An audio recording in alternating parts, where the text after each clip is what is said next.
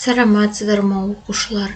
Бүгінгі сабақтың тақырыбы массаны қалай өлшейміз. Бүгінгі сабақта сіздер таразы түрлерімен танысасыңдар, заттың массасын өлшеп үйренесіңдер. Бүгінгі тірек сөздер масса және таразы. Суретке назар аударайық. Бейнеленген адамдардың мамандықтарын ата. Әрқайсына таразы не үшін керек? Олар нені өлшейді? Бірінші суретте біз дүкеншіні көріп тұрмыз. Екінші суретте әртүрлі заттарды өлшеп жатыр. Үшінші суретте жүк машинасын өлшейді. Төртінші суретте балықшы балықты өлшеп жатыр. Және бесінші суретте зергер алтынның массасын өлшеп жатыр. Адам күнделікті өмірде түрлі заттардың массасын өлшейді. Мысалы, тамақ пісіргенде, тауар өндіргенде және сатып алғанда заттың массасын білуі керек. Масса туралы толық мәлімет алу үшін келесі бейнематериалға назар аударайық. Массасы бойынша салыстырамыз. Масса шама. Оның мәнін анықтауға, салыстыруға болады. Үлкен, кіші, әртүрлі заттардың массасын анықтауға болады. Заттың массасын таразымен өлшейді. Ол үшін әртүрлі таразы қолданамыз.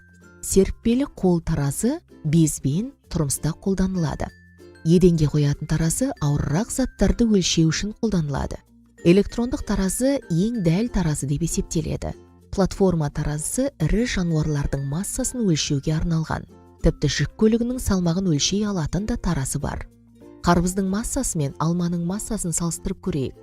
Алма қарбыздан жеңілдеу, ал қарбыз алмадан ауырлау. Заттардың массасын килограммен өлшейді. Килограмм массаның өлшем бірлігі. Қарбыздың массасын кіртаспен өлшеп көрейік. Қарбыздың массасы 5 килограмм. ұн мен қанттың массасын салыстырып көрейік. Қанттың массасы 1 килограмм, ал ұнның массасы 3 килограмм. Шамаларды натурал сандарды салыстырған сияқты салыстырамыз.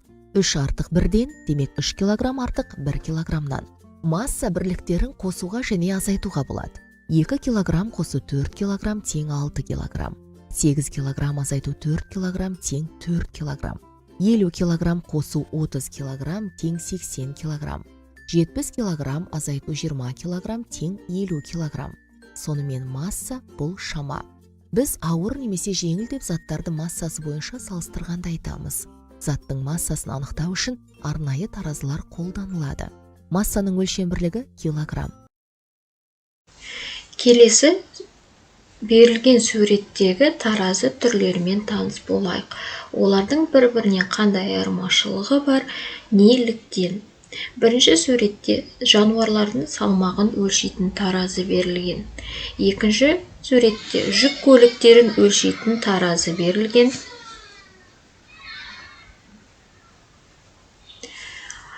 Келесі таразылар адамның салмағын өлшеуге арналған, нәрестелерді өлшейтін медициналық таразы, көкөніс қоймасындағы қоймашы қолданатын таразы, дүкендерде сату үшін қолданатын электрондық таразылары бар.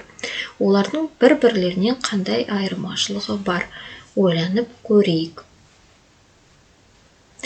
Мысалы, жануарларды біз дүкенде тұратын электрондық таразымен өлшей аламыз ба? Немесе көкөністі жүк көліктерге арналған таразыға өлшей аламыз ба? Осы жөнінде ойланып көріңдер. Өлшенетін заттың массасына қарай әртүрлі таразы қолданылады. Дәрі-дәрмекті өлшеу үшін өте дәл көрсететін таразы қажет. Ауыр зат пен мөлшері үлкендерге үлкен таразы пайдаланылады. Яғни әрбір затты өлшеу үшін өзінің таразысы болу керек. Келесі зерттеу жұмысын жүргізейік. Немен өлшенеді? Суретте негеш пен эврика заттарды өлшеу үшін суреттен таразыны таңдауға көмектес. Өз таңдауыңды түсіндір. Мысалы, қарбызды біз қай таразымен өлшейміз? Бұл суреттегі таразыға қандай заттарды салуға болады? Осы жөнінде дәптерге жазып орындаңдар. Массаның өлшем бірліктерін есімізге түсірейік. 1 тоннада 10 центнер бар. 1 тоннада 1000 килограмм бар. 1000 килограммда миллион грамм бар. 1 центнерде 100 килограмм, 100 килограммда 100 000 грамм, 1 килограммда 1000 грамм бар. Осыны барлық өлшем бірліктерді біз математика сабағында өткен болатынбыз. Келесі, қолда бар материалдан таразы жасап көр. Фотоға түсіріп, мұғаліміне жібер. Таразыңмен түрлі затты өлшеп, массасын салыстыр. Олардың қайсысы ауыр екенін анықта. Суреттегідей таразын жасап, әртүрлі заттарды өлшеп көріңдер. Суретте қандай заттардан таразы жасаған?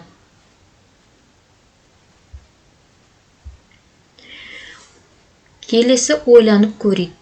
Иін тіректі таразыны жоғалған кіртастарын немен ауыстыруға болады? Өз ұсынысыңды айт. Сен білесің бе, масса бірлігінің эталоны 1 килограмм кіртасы.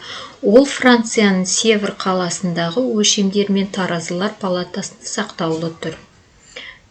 Бірлігінің эталоны массаның 1 килограмм кіртасы. Бүгінгі сабақты қорытындылап өтейік. Бүгін сіздер масса таразы туралы білдіңдер. Массаның өлшем бірліктерін қайталадыңдар. Енді бүгінгі сабақты қорытындылау үшін бейне сабақтың астындағы сілтеме арқылы өтіп, тапсырманы орындайық.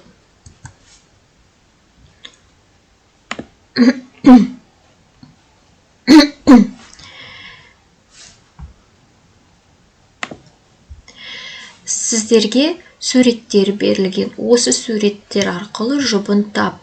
Мысалы, затты қай таразымен өлшеуге болатынын анықтаймыз. Мысалы, алтынды алатын болсақ, біз мына немен өлшеп көрейік. Алдық.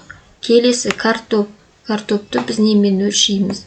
Осы суреттерімізді таразымен сәйкестендіресіңдер. Дұрыс жауапты осы нүкте арқылы тексересіздер.